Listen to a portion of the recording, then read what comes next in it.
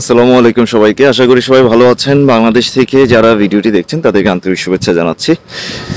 চেষ্টা করছি আপনাদেরকে প্রতিদিন কিছু ইনফরমেশন দেওয়ার জন্য।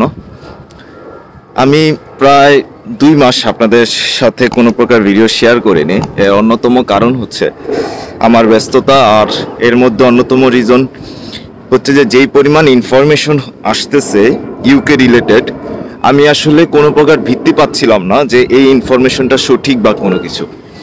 অনেকে আছেন যে একটা কিছু হচ্ছে কোথাও শুনেছেন, শুনে আপনাদেরকে ভিডিও দেওয়ার চেষ্টা করছে, বাট আসলে আমি এই ধরনের কাজ খুবই কম করি। কারণ আমি যতক্ষণ পর্যন্ত ইউকে ওয়েবসাইট বা কোথাও কোনো কিছু না দেখি ততক্ষণ পর্যন্ত আসলে আমি সেটা নিয়ে কোনো ভিডিও বানানোর চেষ্টা করি না। এটা হচ্ছে একটা অন্যতম বিষয়। তো যে বিষয়টা হচ্ছে যে আজকে যে বিষয়টা নিয়ে কথা বলবো সেটা হচ্ছে, আপনারা যারা অনেকে বাংলাদেশ থেকে আসছেন বা এখানে আছেন, আপনাদের অনেকেরই মনের মধ্যে একটা সন্দেহ হচ্ছে, সেটা হচ্ছে অ্যাসাইলাম সিকারদের রুয়ান্ডা নীতি নিয়ে। যে অনেকেই বলছেন যে অ্যাসাইলাম যারা সিক করবে তাদেরকে রুয়ান্ডা পাঠিয়ে দেওয়া হবে।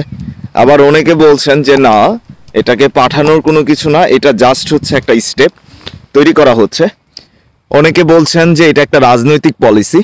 তো ওভারঅল সবগুলো বিষয় নিয়ে আপনাদেরকে কথা বলছি। আপনারা জানেন যে কিছুদিন আগে, আপনারা জানেন কিনা আমি জানি না, গত 2 মে ইউকেতে কিছু নির্বাচন হয়েছে এবং সেই নির্বাচনে বর্তমান ঋষি সুনাকের দলের মোটামুটি ভরাডুবি নিশ্চিত বলা হচ্ছে অনেকেই। আর এটার জন্য বলা হচ্ছে যে ইউকের যেই কনজারভেটিভ পার্টি অর্থাৎ ঋষি সুনাকের টিমে, তো তাদের যে প্ল্যানগুলো করা হচ্ছে সেটা আসলে ইউকের মানুষরা নিতে পারতেছে না, এবং যে পরিমাণ ট্যাক্স আপনার কাটা হচ্ছে সেটা আসলে হচ্ছে ব্রিটিশ যারা আছে, ব্রিটিশ যারা কর্মজীবী আছে তারাও আসলে চাচ্ছে না। বিষয়টা হচ্ছে যে আপনার ইউকের যেই রুলস সেটা হচ্ছে প্রতিনিয়তই চেঞ্জ হয়। আর এখানে একটা জিনিস বড় প্রবলেম হয়ে দাঁড়িয়েছে, সেটা হচ্ছে যে অ্যাসাইলাম সিকার যারা বাংলাদেশ থেকে যারাই আসেন, বাংলাদেশ থেকে যদি আমি যদি বলি স্টুডেন্ট যারা বাদে একটা নির্দিষ্ট পোর্শন এরিয়ার মানুষজন যারা আসেন, তাদের অনেকেই প্রায় 60 থেকে 70% প্ল্যান করে আসেন যে তারা এখানে এসে অ্যাসাইলাম সিক করবেন। এবং যারা প্রিভিয়াসলি ইউকেতে এসেছেন তাদের 100-এর মধ্যে বলা যায় যে প্রায় 40 থেকে 50%, এর উপরে হবে, আমি কমই বললাম, তারা হচ্ছে অ্যাসাইলাম সিক করে অ্যাসাইলাম পেয়ে তারা হচ্ছে ইউকেতে আছেন। অর্থাৎ যে অ্যাসাইলাম করে যদি তারা হচ্ছে দেখা গেছে 4-5 বছর থেকে যাচ্ছেন, 6-7 বছর হয়ে যাচ্ছে, বেবি নিয়ে নিচ্ছেন, নিয়ে আপনার এখানে হচ্ছে তারা স্টে করতেছেন। বাট এটা এখন যখন নজরে এসেছে বা এই জিনিসটা যখন অতিরিক্ত হয়ে গিয়েছে তখনই আসলে এই জিনিসগুলো বেশি হচ্ছে। রুয়ান্ডা নীতি নিয়ে যেটা বলা হয়েছিল প্রথমে, যারা বোটে আসবে ইউকেতে, বোটে ঢুকবে, তাদেরকে রুয়ান্ডাতে পাঠিয়ে দেওয়া হবে। এখন এটার সাথে আবার যোগ করা হয়েছে যে এটাও বলা হচ্ছে যে তাদেরকে ফ্লাইটে শুরু করা হবে হচ্ছে আগামী জুন থেকে। অনেকে বলছেন জুন, অনেকে বলছেন জুলাই। এবং যেটা বলা হচ্ছে যে রুয়ান্ডাতে তাদেরকে হচ্ছে পাঠিয়ে দেওয়ার পরে তারা হচ্ছে সেখানে রুয়ান্ডা নীতি অনুযায়ী তাদের অ্যাসাইলামটা কাউন্ট করা হবে, অর্থাৎ ইউকে নিয়ম অনুযায়ী করা হবে না। রুয়ান্ডা পাঠিয়ে দিয়ে সেখানে তাদের এটা কনসিডারেশন করা হবে যে তারা কি ওইখানে থাকতে পারবে কিনা। যদি তারা হচ্ছে কনসিডারেশন পায় তাহলে তারা রুয়ান্ডাতে থাকবে। তারা চাইলে নিজের দেশেও ব্যাক করতে পারবে অথবা অন্য কান্ট্রিতেও যেতে পারবে। ইভেন আরও কিছু বলা হয়েছে যেটা ইউকে লতে, যে তাদের পিছনে একটা বড় পরিমাণ টাকা, মানে একটা টাকা দেওয়া হবে যেন তারা সেখানে গিয়ে হচ্ছে অ্যাসাইলাম সিক করা বা বিভিন্ন কিছু তারা যেন নিজের কিছু করে নিতে পারেন। বাট আমি আসলে এই বিষয়গুলো নিয়ে কথা বলতে চাচ্ছি না, কারণ হচ্ছে যারা আমরা এখানে স্টুডেন্ট হিসাবে আসতেছি বা এখানে যারা কর্মজীবী হিসাবে আসতেছি, তারা যদি রাইট ওয়েতে আসেন তাহলে আসলে এই অ্যাসাইলাম সিকের কথাগুলো আসার কথা না। তো আমি আসলে এই অ্যাসাইলাম নিয়ে কোনো প্রকার ভিডিও বানাই না। আজকে জাস্ট ভিডিওটা বানালাম যে যেহেতু আপনারা সবাই মনের মধ্যে একটা সন্দেহ যে অ্যাসাইলাম কারকে পাঠিয়ে দেওয়া হবে রুয়ান্ডাতে, যেটা বলা হচ্ছে যে স্টুডেন্ট হোক, কেয়ার ওয়ার্কার হোক বা যেই হোক, যারা হচ্ছে অ্যাসাইলাম সিক করবে, সিক করার পরে যদি সেটা গ্র্যান্টেড না হয় তাহলে তাদেরকে রুয়ান্ডা স্কিমের দিকে পাঠানোর প্ল্যান করবে, এমনই কথা।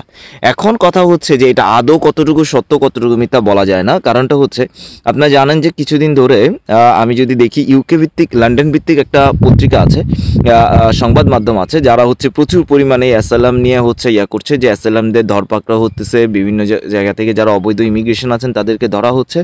এই বিষয়গুলো নিয়ে প্রচুর ভিডিও তৈরি হচ্ছে এবং অনেক জায়গায় লেখা এসেছে, মানে এমন সব আজগুবি জিনিসপত্র এখানে পাবলিশ করা হচ্ছে যেটা আসলে আমরা কেউ এক্সপেক্ট করি না। এই ধরনের ভিডিওগুলো দিয়ে এখানে আসলে একটা রিউমার তৈরি করা হচ্ছে তবে যাই হোক, ইউকের মতো কান্ট্রিগুলোতে আসলে এই রুয়ান্ডা নীতি বাস্তবায়ন করাটা খুবই কঠিন বিষয়, কারণ যেখানে হিউম্যান রাইটস নিয়ে এত বেশি কথা হয় সেখানে আসলে এই জিনিসগুলো খুব বেশি একটা কাজ করবে বলে আমার কাছে মনে হচ্ছে না। তো আপনারা যারা এখন, আমি বলবো যে যারা স্টুডেন্ট হিসাবে আসতেছেন অথবা যারা অন্য কোনো বিষয়ে আসতেছেন, আমি বলবো যে আপনারা আসলে অ্যাসাইলামের দিকে না গিয়ে আপনারা চিন্তা করেন যে বৈধ পথে কীভাবে ইউকেতে থাকা যায়, কিভাবে আপনারা এখানে থেকে ইউকেতে কন্ট্রিবিউশন করতে পারবেন, কিভাবে এখানকার লিগ্যালিটি নিতে পারেন। স্টুডেন্ট হিসেবে যারা আসবেন তাদের জন্য আমি সবসময় বলি যে আপনারা প্রত্যেকটা বিষয় বিবেচনা করে দেন আসেন। তাড়াহুড়া করে আসার চেয়ে আপনারা সবচেয়ে বেশি চেষ্টা করেন যে আপনি যেই ওয়েতে আসতেছেন ওয়েটা যেন সঠিক থাকে, আপনি রুলসগুলো সঠিকভাবে জানেন কি না, এই বিষয়গুলো একটা জিনিস দেখেন।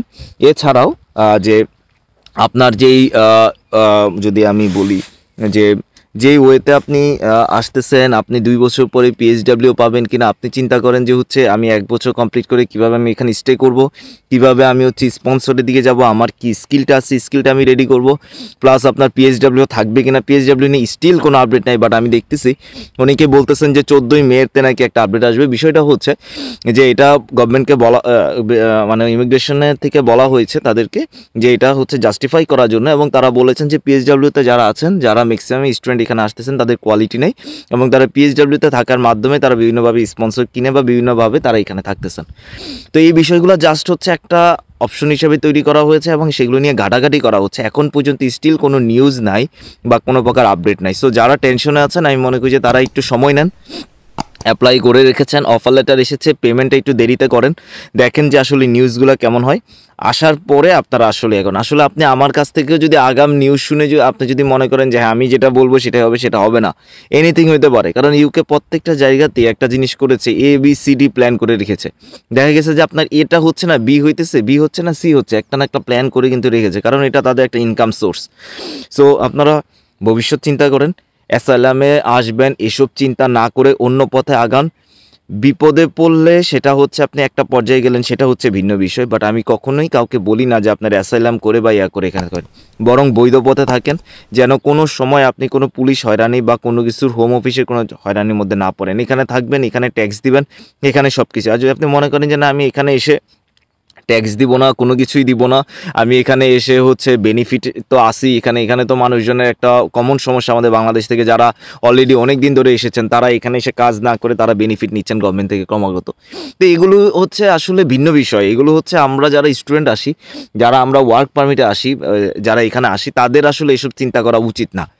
আর যারা আমরা চিন্তা করি যে ফ্যামিলিগতভাবে আমরা এখানে থেকে যাইতে হবে, আমাদের ফুল ফ্যামিলি এখানে, আমরা এখানে একজন দুইজন এসে, আমরা একজন দুইজন এখানে বাংলাদেশে রয়ে গেছি, ঠিক আছে, আমরা ওখানে গিয়ে অ্যাসাইলাম সিক করবো বা যেখানে আত্মীয় স্বজন আছে আত্মীয় স্বজনের বাসায় থাকবো, সেটা ভিন্ন বিষয়। আমি তাদেরকে নিয়ে কোনো প্রকার ভিডিও করছি না। আমার ভিডিওগুলো যারা রিয়েল স্টুডেন্ট আসতেছেন, যারা মনে করতেছেন যে আপনি বাংলাদেশে থেকে আপনার কোনো লাভ হচ্ছে না, আপনি একটা জব করে আপনি করতেছেন, আমি তাদের জন্য ভিডিও বানাচ্ছি। এবং আমি মনে করি আপনারা এসব নিয়ে দুশ্চিন্তা করবেন না, আপনারা চিন্তা করেন কীভাবে আপনি লিগ্যাল ওয়েতে আপনি ওয়ার্ক পারমিটে আসতে পারবেন, কীভাবে আপনি লিগ্যাল ওয়েতে স্টুডেন্ট হিসেবে থাকতে পারবেন, এবং পরবর্তীতে আপনি কাজের মাধ্যমে স্পন্সর কিনে হোক বা যেভাবে হোক আপনি একটা লিগ্যাল ওয়েতে আপনি এখানে থাকতে পারবেন।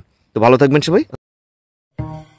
আসসালামু আলাইকুম সবাইকে, আশা করি সবাই ভালো আছেন। বাংলাদেশ থেকে যারা ভিডিওটি দেখছেন তাদের আন্তরিক শুভেচ্ছা জানাচ্ছি। চেষ্টা করছি আপনাদেরকে প্রতিদিনের মতো কিছু ইনফরমেশন দেওয়ার জন্য। আজকে যে